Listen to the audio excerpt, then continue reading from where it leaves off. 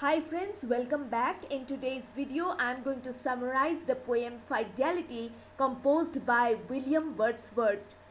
The theme of this poem is about a dog's love and affection and faithfulness towards its master who was dead and gone from the world.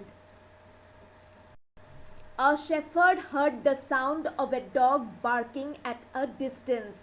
At first he couldn't quite understand if it was the sound of a dog or a fox. He waited for a while. His eyes scanned the area. He looked through the scattered rocks in the mountains. Then he noticed a movement in a bushy area. Instantly a dog appeared from beneath a thicket. The shepherd could see that the dog was not of that local area. It did not look like the other dogs in that mountainous terrain. The movements of the animal were wild but hesitant. Its cry was also rather unusual. Nor could the shepherd see anybody near the dog. Nobody could be heard whistling at the dog. The shepherd wondered what the creature was doing there. The area was a small sheltered bay. The snow falling in that area in the winter season continued to fall until the middle of summer. In front of him the shepherd could see a cliff.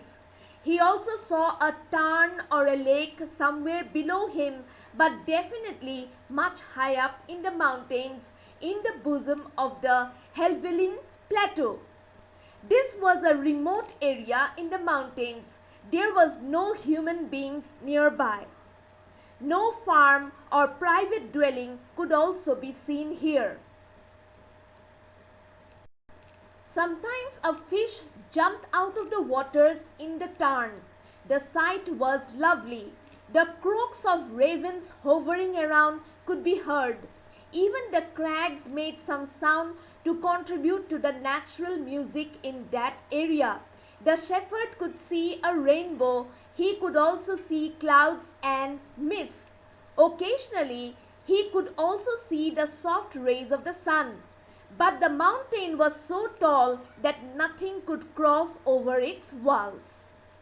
The shepherd felt gloomy as he walked towards the dog. He walked quickly and crossed the rocks and stones. He had not covered that far a distance when he came upon a human skeleton on the ground. The shepherd was shocked. He wasn't prepared for something like this. He looked around to see if he could figure out how it all happened.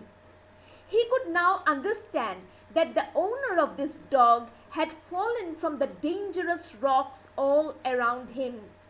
It was quite a fearful place indeed.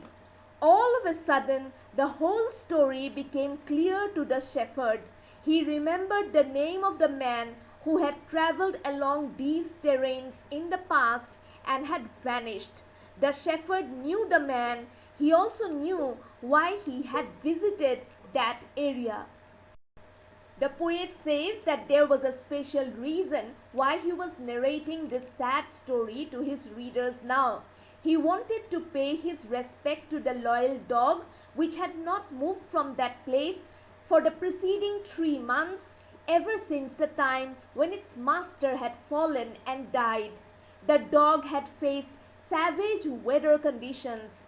The dog had always hovered close to the corpse, crying out mournfully, hoping that a passerby would listen to its calls. There was clear proof that the dog had stood by the side of its master's dead body ever since the man had lost his life. The dog had been guarding the body. The dog was loyal to its master because the master had loved him and had taken care of him.